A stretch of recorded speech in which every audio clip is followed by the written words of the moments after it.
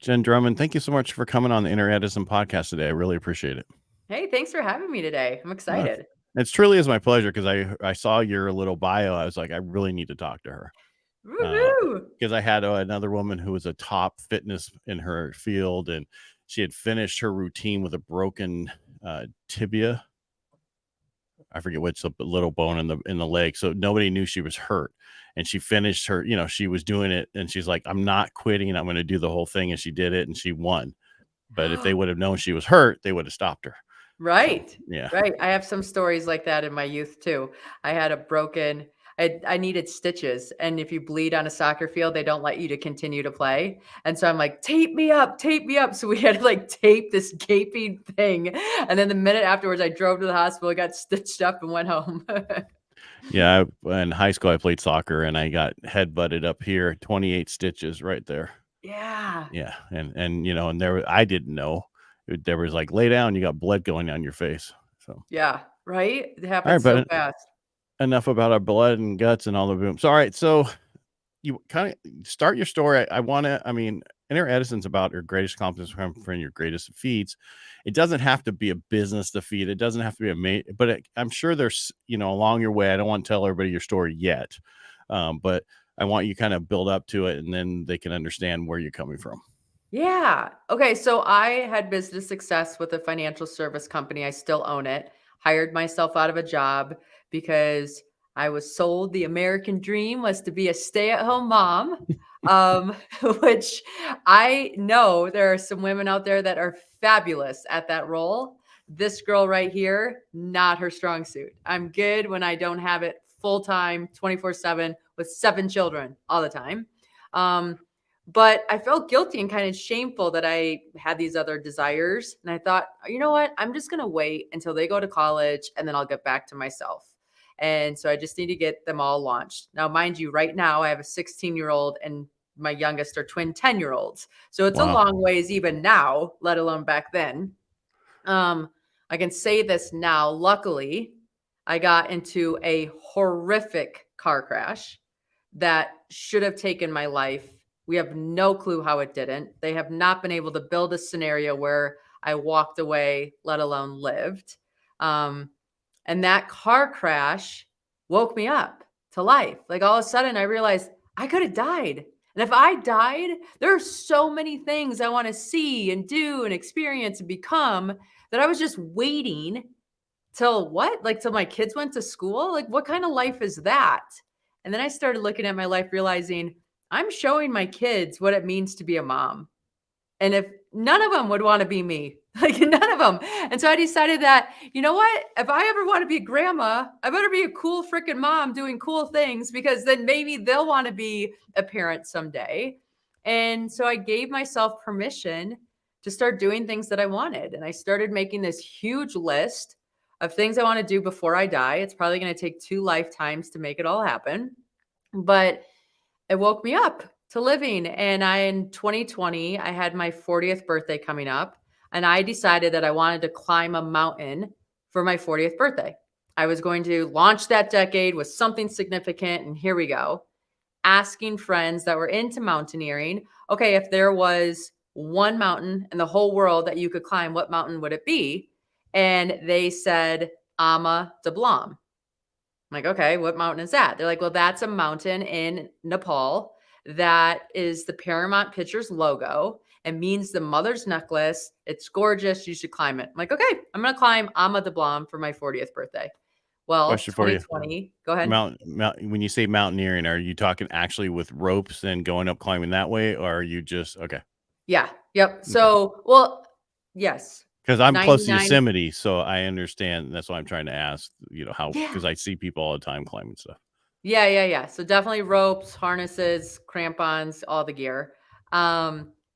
I am training for this mountain and COVID hits. And so now all of a sudden I'm a homeschool teacher to 7 kids. And one of my kids is being grumpy about his math homework. He goes to me, like, I go to him, listen, buddy, we do hard things. You've got this, like giving him the proverbial pep talk.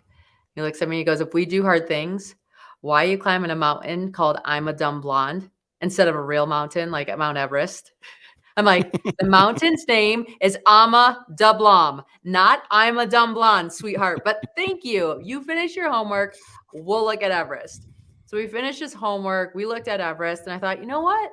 Why not Everest? If he thinks it's like the biggest, most important mountain in the world, I'm going to climb it. So I hire a coach to help train for both the mountains. The coach gives me a book. In the book, it's about like training to become an uphill athlete. In the book, there's a lady who got a Guinness World Record for skiing across the Alps or doing something over there. And I was having a conversation with my coach saying, I could have done that. Like, I can suffer. And my kids would actually think I'm cool because this homeschooling thing is not working out for us at all. Like, I am not the cool mom right now. And my coach laughed. He's like, we'll think of something. We'll think of something.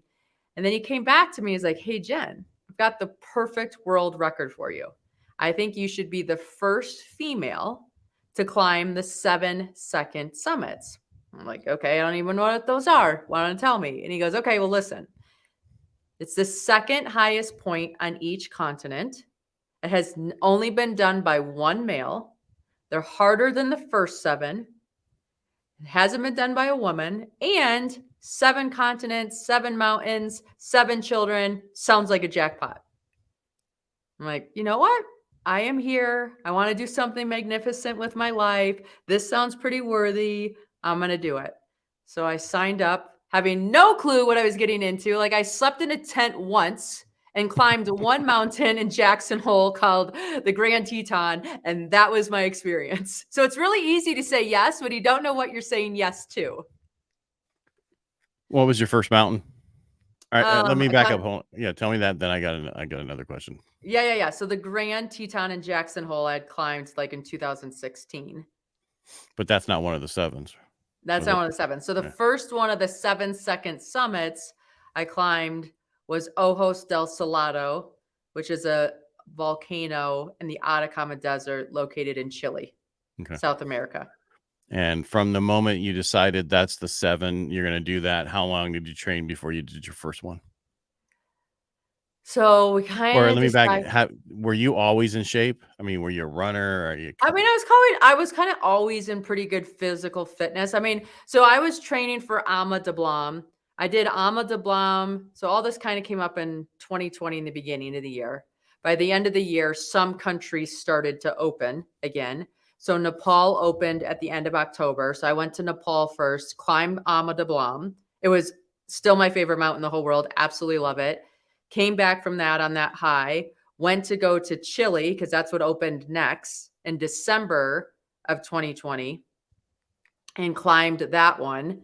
And that was not my favorite experience. I remember thinking, if all these mountains are like this one, I'm out. What was wrong with it? A volcano is really boring to climb. There's nothing growing, you mean, that kind of stuff? Yeah, there's nothing growing. There's no, nothing changes. It's like climbing an anthill.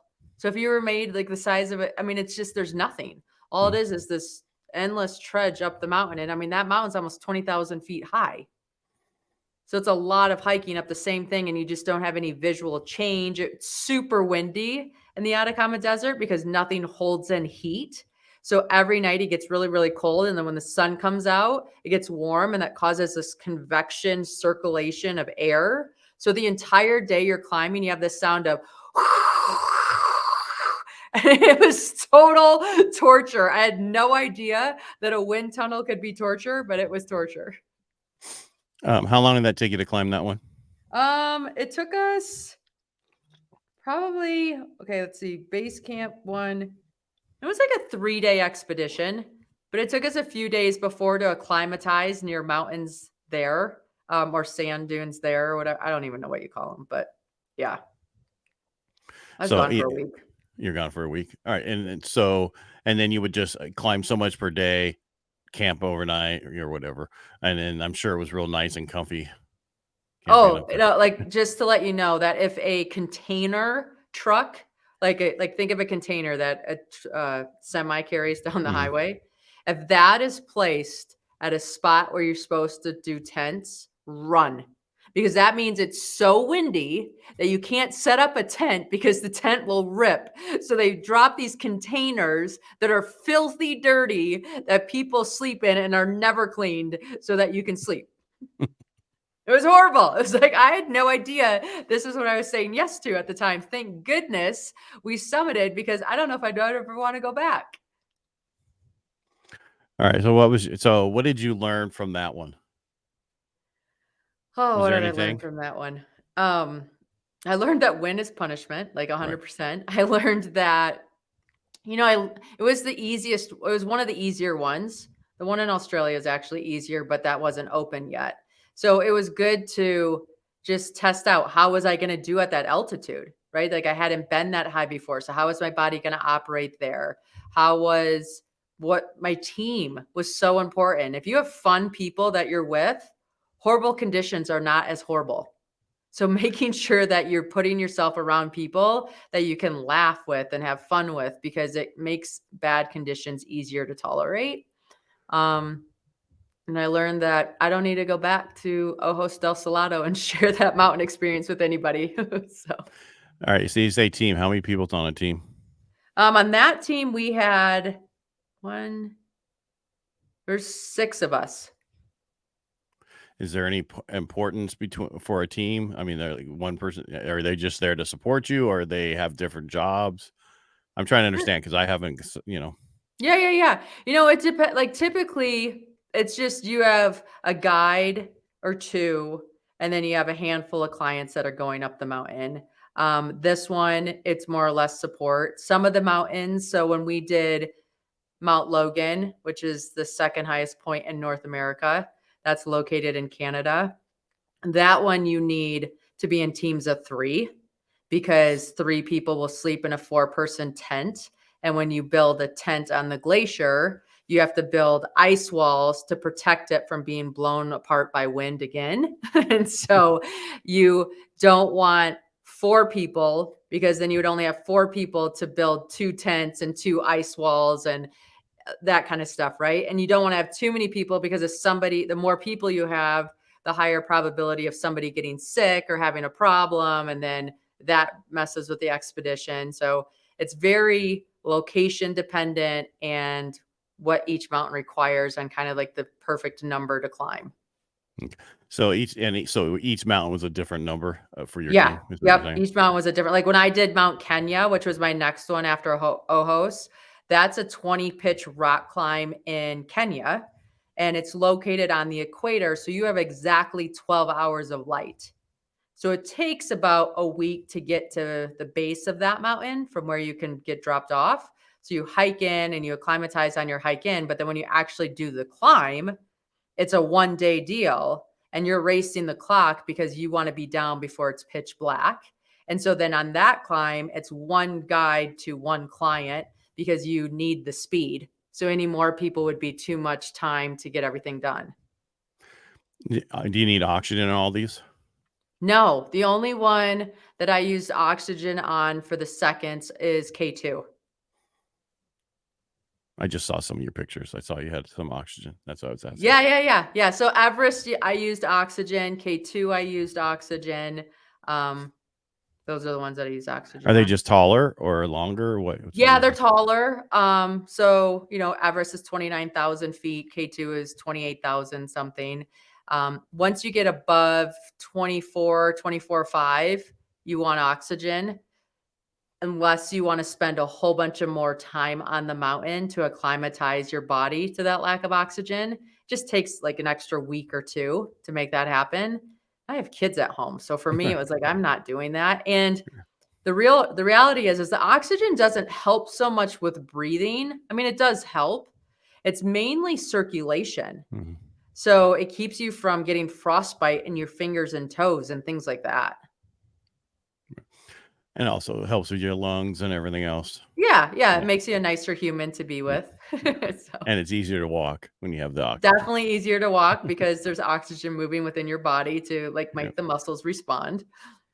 Yeah, when you said that you have kids at home, that's like us. We did the Community Santiago, the walk in Spain. It's not like what you did, but basically it's, if you do the whole thing, it's like 400 miles. We did part that was about 200 and something. And it's because we only had 3 weeks because we had Right. kids at home and we had jobs and we had other things. If you do the whole thing, it takes over 30 to 40 days. Right. So we were like, okay, first one, but we did it by the book, and then we did it a second time, but through Portugal this time versus France. And we were like, there's no rhyme or reason. We're just doing it. If something's going on today, we're not going to go, okay, we have to kill ourselves to get there. Right. Take a cab. Yep. There you go. I like it. Well, the first time you do it like by the book. Then all of us, the first time we have to know all the rules and all the things, but then you know what to break. Then you know what's worth doing or not doing when you go back. Right. All right. So how long so you did the first one, and then what'd you do, one a month, or how did you work it out? Well, mountains have climbing seasons. Okay. So for example, you can climb Mount Kenya between December and February. So I went to climb that in February of 2021. You climb Everest in May. So I did Everest in May of 2021. You climb K2 in July. I went to K2. I did not summit in 2021. A teammate of mine died in an avalanche. And so we stopped our expedition and took care of him and went home. Then the next climb was in September of 2021. I went to Russia to climb Dik Tau, which is the second highest point in Europe. I had curated all this technical gear because it's a pretty technical climb and you want things to fit just so that when you want your fingers to do something, they're responding. It's not like these big bulky gloves that don't give you dexterity. So they lost all my gear on my flight there. So I had to climb that one in rental gear. And I almost went back. I'm like, you know what? Never mind. It's not supposed to happen. I'll come back another year. And they're like, just try it. I'm like, you're right. Anything I learn will help me and it'll be fine. Luckily, we summited because 6 months later, Russia closed and it's still closed. And you can only climb that one August and September. So that one got done. Then I went to Antarctica and climbed Mount Tyree. I summited that one on January 1st of 2022. That was a cool climb. Like Antarctica is a cool place to just see. We were maybe been the 20th person to summit that mountain. Not many people have summited that one. Then I headed to Mount Logan to go climb there in May of 2022. Did not summit. We got really bad weather. It wasn't safe to stay on the mountain, so we had to pull off. Went back to K2 in July of 2022, summited it. So that was amazing because K2 is a monster. Then I went to Australia. Stay there for a second. Yeah. So on K2, why is it such a monster? K2 throws rocks at you. It's like playing Frogger while you're climbing. They just fall off the mountain. They just fall off the mountain and it's so steep. So the interesting thing about K2 is if you were to draw a mountain, which is like a triangle, that's what K2 looks like. When you climb Everest, for example, you climb mountains around Everest. You don't see Everest until Camp 4. You see K2 the entire time. If you fall on K2, you can fall from the top almost all the way down to the bottom. So it's super steep. There's not a lot of places to put tents. There's a ton of rock that falls all the time. There's climbing features on K2. So when you climb Everest, a lot of it's like hiking, to be honest with you. I mean, steep hiking, but it's just your feet. On K2, you have things like the Black Pyramid or the Chimney, where you're doing full-on rock climbing at altitude with all your gear on, which makes it a lot more complicated. And pretty hard, the climbing with the gear on those? Just, yeah, it's just everything's bulky, right? Like, and your backpack's hitting things, and then you have to, yeah, it's harder. And the lack of oxygen makes every move harder. Is it better to be a smaller person? 100%. Yeah. So I'm very lucky. Like I'm a little mighty mite. And you think about the Sherpas are tiny people. The Sherpas love when I go over there and climb because then I leave my gear and it fits all of them. So, but that is very advantageous because your body doesn't need a lot of oxygen because you don't have a lot of body mass to oxygenate. I was just thinking about that, how much more, because we used to, when my son was in high school, and we would like go up to Yosemite every week, and just go up there, run and go to the top and come back down. Right. And it was no big deal because we got used to it. But And that was when I was doing all my triathlons. There's no way I could do it now. Right. So, yeah. Yeah. No, so then I went to Australia and climbed Mount Townsend, which was the easiest one. I mean, you basically go up a ski resort and then hike to the back. It's 16 miles round trip Oh, and really? That, so it's like long, but it's right. very hikey, right? You're hiking.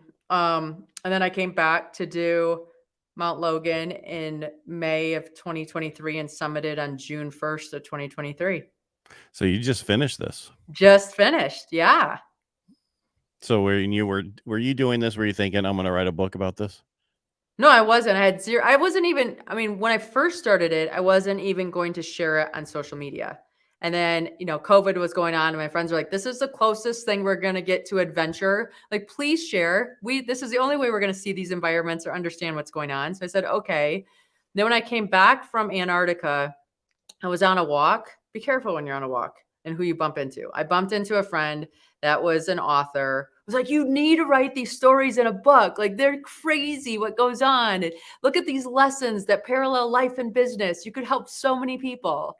I'm like, oh, okay. You say the word help, but I'm in. like the word help, like activates any of my defenses. And all of a sudden I'm all about it. And now the book's like almost finished. It comes out in January. It can be pre-ordered now. But the book is the start. The book is like making the lemonade for the lemonade stand. Now you have to have the stand and sell the book and promote the book and have the book do the things to get you speeches and all these other things. So the book's been harder than the mountains, if I had to be honest. Yeah, well, the speeches they'll come easily. Yeah. I love speeches. It's been a lot of fun. Are you self-publishing or are you going through I'm going, like, Mango Publishing picked it up, so I'm going through a publisher. That's been an adventure too. Yeah, my book came out in February. I wrote one for my industry, which was financial freedom, building personal wealth through home ownership. And, I just did it through Amazon and a few other places, but it did get bestseller in 2 categories. So I was happy about that. That's amazing. Yeah. That's awesome. But I understand, right? The 9 months it took me to get it, written was a lot. So It is a lot. And then it's like, what do you cut out or what do you give too much detail on? And then what's the lesson? And is that the sequence that the lesson should come? And I don't know, there's just been so much technical aspects so that you get the message across and don't bore the reader or don't lose the reader or all those pieces. you're not, just the fact of what you did, you're not going to lose the reader. So talk. Yeah, hopefully not. All right. So you brought it up, life lessons. What have you learned? Oh, all kinds of things, right? Well, you just said for business, because he said you got life lessons for business. So I do. Big mountain, like one of the lessons in the book is big mountains take big teams. So if you have big goals, you have to have big teams to help you support you to make those goals happen. Otherwise, you're going to run out of steam and resilience is not going to help. So you build resilience by building your team and your foundation that carry you through. Commit to the commitment is another big one. A lot of times when you're on the mountain, once you get to certain points, you're committed. You cannot go back down the same way you came up. And there's a beauty to that because now you're not negotiating if I'm going to continue forward or not. You're committed. Now it's how do I do it as safely as possible, as fun as possible, as like the game changes into something else. So committing to the commitment is important. Before you go on, it's like burning the boats. Yes, right? Burn the bridge, burn the boats, just make it happen. Not going back, so figure it out. I used to be in cold, like I was a financial advisor back in the day. And I remember showing up to work the first time and they gave me a phone book. I'm like, oh, that's cute. I'm the financial advisor, not the call center. They're like, oh, honey, you are both. Okay. You have to build your book of business. And I wanted to quit so bad, but I promised my parents that I would stay at this job for a year. And my parents were scary. So I wasn't going to quit. Like I knew I had to stay at this job for a year. And so then all of a sudden it became, how do I make this job fun so I don't come home crying every single day for the next 365 days of my life? And that just being able to commit to that commitment, say, hey, here's what I'm doing. Now, how do I make it into my favor? I think that's been very helpful for me in a lot of areas of life.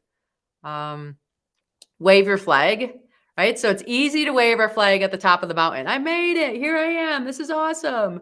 But learning to wave your flag on your entire journey, tells people where you are, what you're trying to do, how they can help, how you can help them. And that just makes more things come into play for you and for everybody around you. Even when you have to wave your flag and say, hey, I made a wrong move, or hey, I did this bad, or hey, I need to go back. It's not always fun to wave our flag, but it helps us in the big picture and how other people can connect in and make that happen. When I went to climb Mount Kenya, I had never rocked climbed really before. So I had a ton of rock climbing training that I needed to do. And the only reason why Kenya got moved up in my list to finish is because a charity found out that I was going there for this climb and they needed to deliver an ambulance to help with this COVID situation. And so then I got to go over there and be the face of the charity and do my climb. And I would have never been a part of that if I didn't say like, hey, here's what I'm doing. And now people can kind of find you and say, okay, we can help, or can you do this? Or how does this work together? And that's been a big lesson that I keep falling back on. Like, do people know what I'm doing? Am I willing to put myself out there even when it's not perfect? So there's all kinds of stuff. I'll add to that one because I've been doing live radio for the last 5 years. Prior to that, I was a private person. Everybody knew what I did, but they didn't know anything about me, right? Because we kept it so close. After 5 years on radio and doing 10,000, lives, everybody knows everything about me. Right. Yeah. And I'm a veteran, so we don't even tell our stuff. We're very direct, but we don't ask for help. We don't do anything. So it's been very unique for all this that has happened to me, just with that side of it. In the book, I talk about stuff in the book that I never shared before, but now everybody knows because of everything I've done. So you're right. You have to, and we're not taught to do that. We're not. We're taught like you talk about it when it's done. Yeah. Well, I know our generation, or my generation, we were not told to talk about ourselves at all. Where all the new people are like, hey, look at everything I'm doing. I'm tying my shoe. It's definitely gone a little bit to the extreme on some level, but that's an opinion of mine. It's mine too. No, I totally understand. Yeah. Participation trophies need to go away. That's all I got to say. Yes. Thank you. I agree. 100%. Not the first thing I learned as a kid was life's not fair. Exactly. And that's okay. Like, use that to your advantage. Don't get like paralyzed by it. If everybody gets to win, then there's no reason for trying. Exactly. So after all this, looking back, there was another question. The question costs. Oh, how did you cover your costs? It's horrible. It's pretty expensive each mountain, right? Yeah, they're really expensive. I would do it different if I was to go back and do it. We all tell ourselves stories that limit us in some way or another, and then experience tells you otherwise. I was really afraid to take sponsorship or to partner with places because I never wanted to be in a situation where I had to put the company over my safety. Now, would that necessarily be there? I don't know. I have a pretty big deal. If someone invests in me, then I'm going to perform. And I just didn't want that pressure. So luckily I had a business that I was setting funds aside for a rainy day or an FU situation. And I ended up using those funds to make everything happen. I probably should have partnered with brands and different things in the beginning and just let the story get wider and let more people participate and just be more upfront on, hey, I might not summit, or this is what's going to happen, or whatever. I think most of the brands would have understood, but I didn't have that conversation. Well, because you were the first one to do it, so you could have had a lot. Yeah, right. Exactly. Looking back on it, I could have done a lot. And now I get to share my story with a lot of people, but yeah, it's definitely a lesson that I learned. Like, share the journey, ask for help. It would have been a great partnership for a lot of places. I did partner with a credit union in Utah named Mountain America Credit Union. Fabulous partners. They help sponsor some things. I'm very grateful for that relationship, but I should have done more of that. Question: how much does a mountain cost to summit? It depends because each country is different. Just pick one. So, like Everest can cost anywhere from 40 to 80,000 to summit.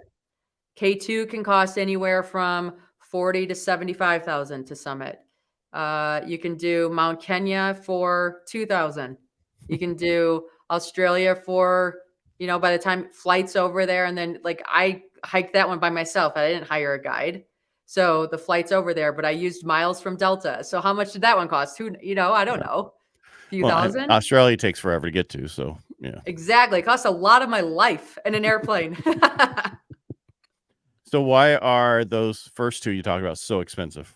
40 to 75,000. That's the only way Nepal makes money.